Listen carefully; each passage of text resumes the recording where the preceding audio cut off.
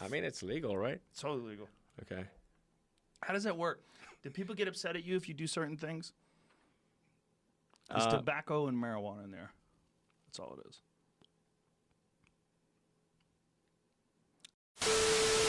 We're talking about bringing animals back. Like as a scientist. Sure. De-extinction is... It's a weird word. It is. It's a weird word. Reintroduction, is that a better word? No. They call it de-extinction. Is that what they call it? That's what they call it. Yeah, de-extinction is, to me, it's fascinating, especially if it's something like, say, the passenger pigeon, right? We used to have billions of them in the United States. Wiped them out. And now they're saying, you know, we can take the closest living relative, isolate some genes, and make a new passenger pigeon. Is that worth it because it's something we wiped out in the last 100 years? Yes. I feel like we should heal the ecosystem by putting that back, right? That being said, we still need to learn from our mistakes. Like, we need to take into account what we did and why we did it. And, like, do I think there should be a Jurassic Park and a bunch of mammoths and T-Rexes? Absolutely not. That's a waste. Whether we can or cannot do it, to me, that's a waste of scientific resources that could go towards conserving things that are on the brink. Now, when you say, like, heal or mend the environment or the ecosystem, when you would bring back something like a passenger pigeon, isn't like 90% of everything that ever existed extinct? Sure, absolutely. So does the ecosystem adjust and evolve, and would reintroducing something like a passenger pigeon, would it kind of fuck things up that exist now where new animals have taken a different position on the hierarchy? It's too short an evolutionary time. So we are in what's called the 6th mass extinction event, right? There's been 5 others before us. The one we're in now, it's happening at 80% greater rate than it's ever happened before. So we are wiping out things more quickly than the world can adapt. So, you know, you go into an environment and you take out all of the apex predators, the prey explodes. The prey explodes, the grass gets eaten down, everything collapses. Now, if you left that environment over time, over evolutionary time, it would adapt, right? Maybe say all of the predators got a disease and they died out over 300 generations. During that time, something would evolve within the environment to adapt the prey so that it didn't wipe out the environment. That's just kind of the nature's balance. But when you go in there and do it in 10 years or 5 years, it throws off the equilibrium. So when you, in theory, when you reintroduce something that's been, and it's not theory, it's science. They've shown this even right here in the California Channel Islands. When you put something back that's missing from the ecosystem, it's like you're putting a piece of the puzzle back, right? And then you can allow it to do its thing over evolutionary time. What is Finding Hitler all about? This is a show that you're on, and it's on A&E? Is that what it's on? Yeah, A&E is the parent network. It airs on History Channel, and we just had our 3rd season that just finished airing.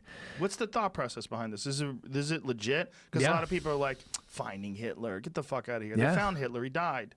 Yeah, I mean, not really. We don't know. Right. That's. I mean, this isn't like Ancient Aliens. This is They declassified a bunch of documents. Both the Israelis, the British, and the Germans and Americans in the past 20 years have been consistently declassifying documents. And there were a bunch of specifically FBI documents that we were spending millions and millions of dollars actively searching for Hitler after the war.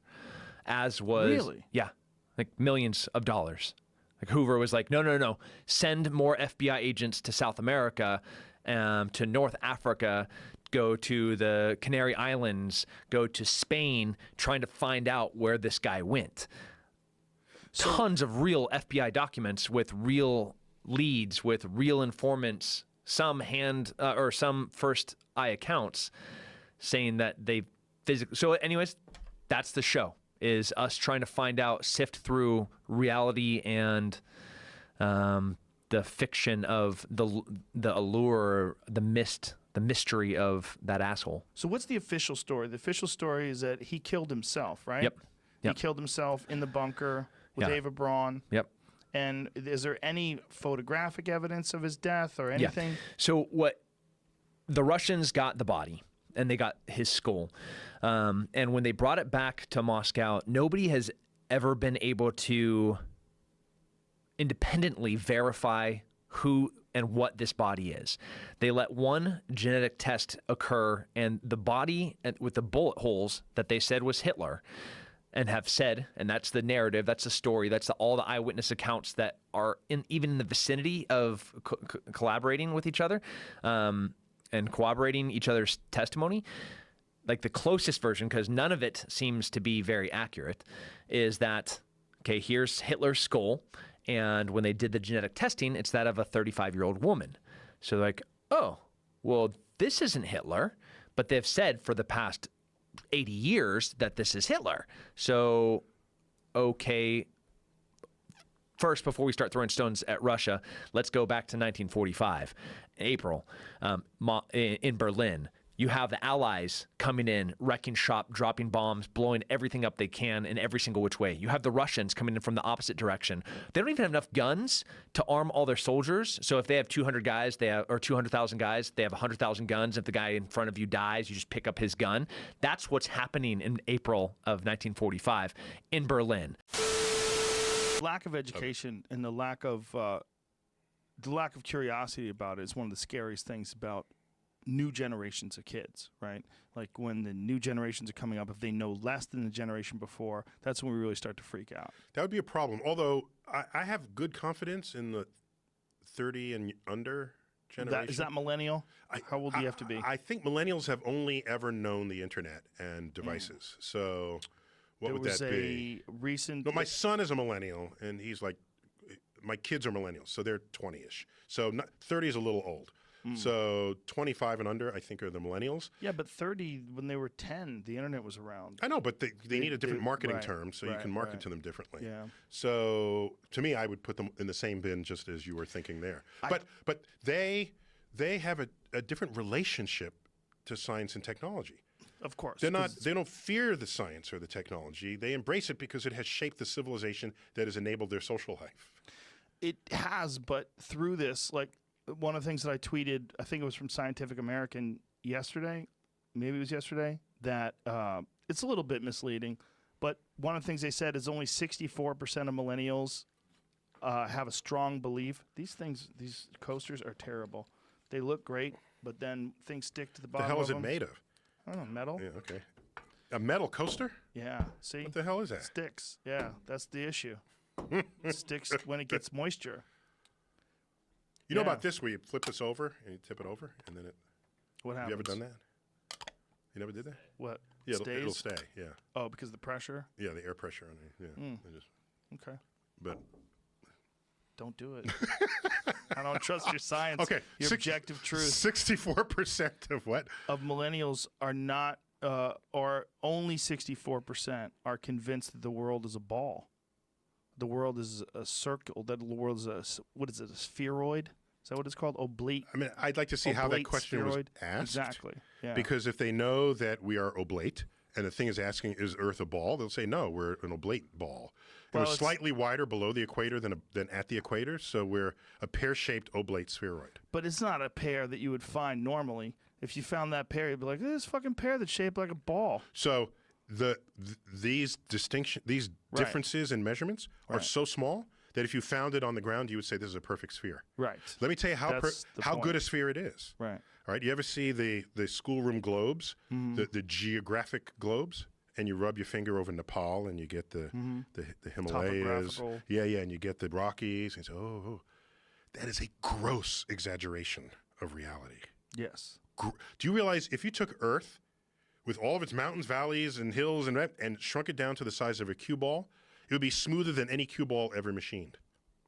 Really? Yes. Yes. Think about it. What? Think about this. Joe. Really? Joe. Everest? Joe, chill. Listen to me. Damn. You ready? Okay? Do you know the deepest part of Earth's crust? No. The Marianas Trench off the coast of the Philippines in the Pacific Ocean. That's the deepest part. Deepest part. It goes 6 miles down.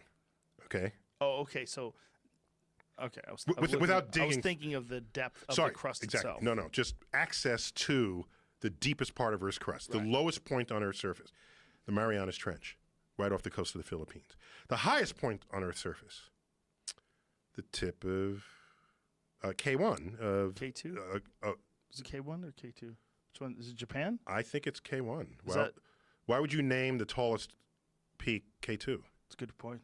I'm just, Right. I'm not a mountain climber, but Yeah. I'm just thinking. Where is K1? K1, it's the Himalayan mountains Okay. in Nepal. Okay, isn't it in Nepal? I think it is. Yeah. Yeah.